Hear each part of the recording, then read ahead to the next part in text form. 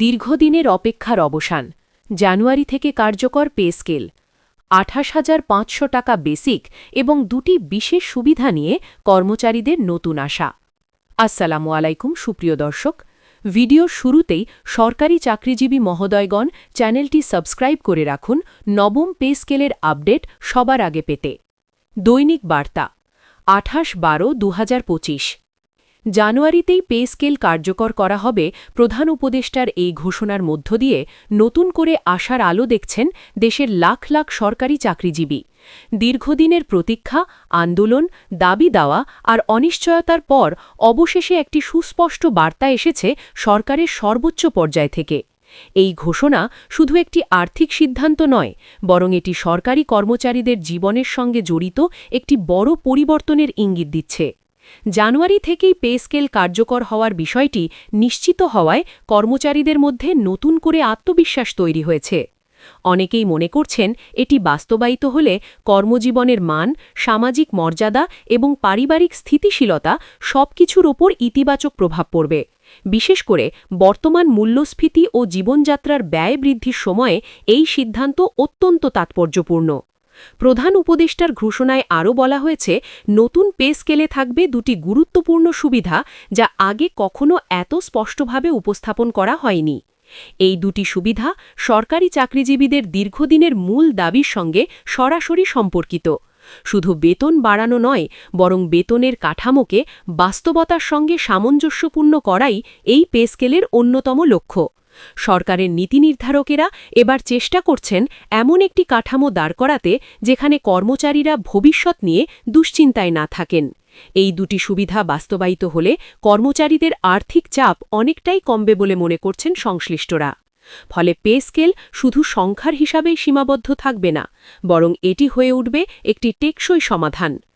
নতুন পে স্কেলে যে বিষয়টি সবচেয়ে বেশি আলোচনায় এসেছে তা হল ১.৫ অনুপাতে বেসিক বেতন নির্ধারণ। এই অনুপাতে বেসিক বেতন বাড়ানো মানে আগের যে কোনো কাঠামোর তুলনায় একটি বড় অগ্রগতি। ঘোষণা অনুযায়ী নতুন কাঠামোতে বেসিক বেতন ধরা হয়েছে ২৮,৫০০ টাকা। এই অঙ্কটি শুধু একটি সংখ্যা নয়, বরং এটি হাজারো পরিবারের মাসিক পরিকল্পনার ভিত্তি। বেসিক বেতন বাড়লে তার সঙ্গে যুক্ত সব ভাতা, যেমন বাড়ি ভাড়া, চিকিৎসা ভাতা, পেনশন হিসাব, সবকিছুই স্বয়ংক্রিয়ভাবে প্রভাবিত হবে। তাই এই বেসিক বেতনের সিদ্ধান্তকে অনেকেই গেম চেঞ্জার হিসেবে দেখছেন। কর্মচারীদের দীর্ঘদিনের দাবির মধ্যে এটি ছিল অন্যতম প্রধান দাবি। সরকারি চাকরিজীবীদের একটি বড় অংশ দীর্ঘদিন ধরে অভিযোগ করে আসছিলেন, বর্তমান বেতন কাঠামো বাস্তবতার সঙ্গে আর মানানসই নয়। বাজার দর বেড়েছে, বাসা ভাড়া বেড়েছে, শিক্ষা ও চিকিৎসা খরচ বেড়েছে, কিন্তু সেই তুলনায় বেতন বাড়েনি। নতুন পে স্কেলে এই বাস্তবতাকে গুরুত্ব দেওয়া হয়েছে বলে জানিয়েছেন নীতি নির্ধারকেরা। ১.৫ অনুপাতে বেসিক বেতন নির্ধারণের মাধ্যমে কর্মচারীদের প্রকৃত আয়ের সক্ষমতা বাড়ানোর চেষ্টা করা হয়েছে। এতে করে তারা অন্তত ন্যূনতম জীবনযাত্রার মান বজায় রাখতে পারবেন। বিশেষ করে নিম্ন ও মধ্যম গ্রেডের কর্মচারীদের জন্য এটি বড় স্বস্তির খবর। নতুন পে স্কেলের প্রথম সুবিধা হিসেবে ধরা হচ্ছে বেসিক বেতনের বাস্তবসম্মত পুনর্গঠন। এতদিন বেসিক বেতন কম থাকার কারণে ভাতাগুলোও প্রত্যাশিত সুবিধা দিতে পারছিল না। এখন বেসিক বেতন বাড়লে স্বাভাবিকভাবেই অন্যান্য সুবিধাও বাড়বে। ফলে কর্মচারীদের মাসিক মোট আয়ে একটি উল্লেখযোগ্য পরিবর্তন আসবে। এই পরিবর্তন শুধু চাকরির সময়ই নয়, অবসর পরবর্তী জীবনেও প্রভাব ফেলবে, কারণ পেনশন হিসাবও নির্ভর করে বেসিক বেতনের ওপর। তাই এই সিদ্ধান্তকে ভবিষ্যৎ নিরাপত্তার দিক থেকেও অত্যন্ত গুরুত্বপূর্ণ মনে করছেন সংশ্লিষ্টরা। দ্বিতীয় সুবিধাটি নিয়ে এখনও বিস্তারিত আলোচনা চলছে, তবে ধারণা করা হচ্ছে এটি সরাসরি কর্মচারীদের জীবনমানের সঙ্গে সম্পর্কিত হবে। অনেকেই বলছেন এই সুবিধা হতে পারে ভাতা কাঠামোর পুনর্বিন্যাস বা বিশেষ কোনো আর্থিক সুরক্ষা ব্যবস্থা। সরকার ইঙ্গিত দিয়েছে, শুধু বেতন বাড়ালেই দায়িত্ব শেষ নয়, কর্মচারীদের সার্বিক কল্যাণ নিশ্চিত করাও জরুরি। তাই দ্বিতীয় সুবিধাটি বাস্তবায়িত হলে কর্মচারীদের দৈনন্দিন ব্যয় ব্যবস্থাপনায় আরও স্বস্তি আসবে। এই বিষয়টি চূড়ান্ত হলে পে স্কেলের গ্রহণযোগ্যতা আরও বাড়বে বলে মনে করা হচ্ছে।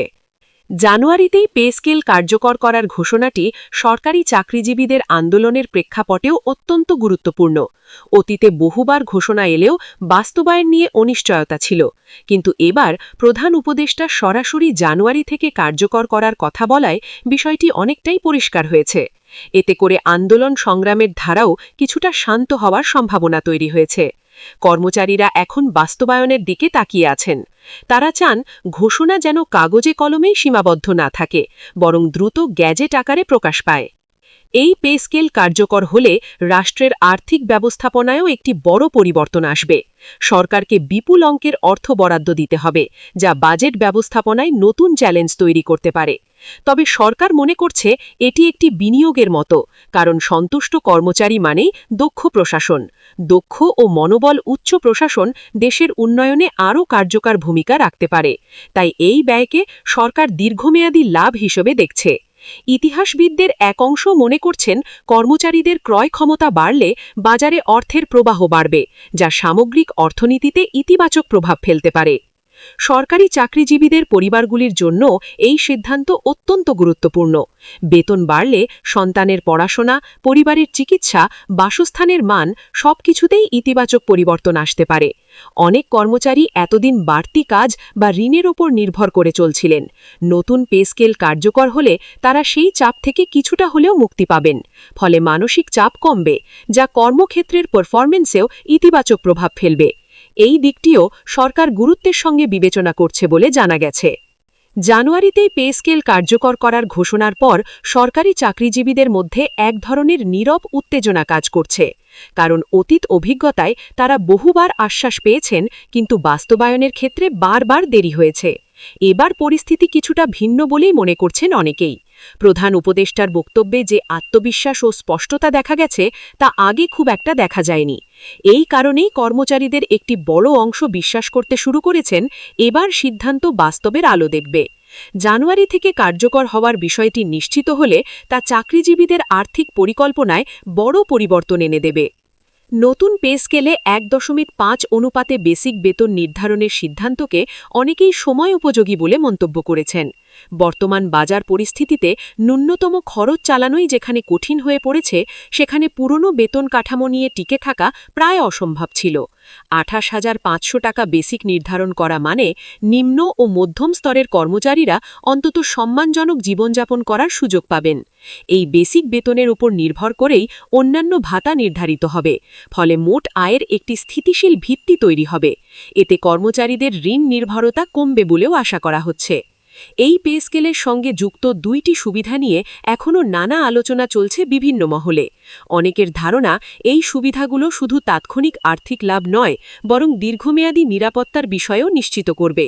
সরকারি চাকরিজীবীরা দীর্ঘদিন ধরে যে বিষয়গুলো নিয়ে কথা বলে আসছিলেন, তার প্রতিফলন এই সুবিধাগুলোর মাধ্যমে দেখা যেতে পারে। বিশেষ করে অবসর পরবর্তী জীবন, চিকিৎসা ব্যয় এবং পারিবারিক সুরক্ষার বিষয়গুলো গুরুত্ব পেতে পারে। সরকার যদি এই দিকগুলো বাস্তবভাবে বিবেচনা করে, তাহলে পে স্কেল নিয়ে অসন্তোষ অনেকটাই কমে যাবে।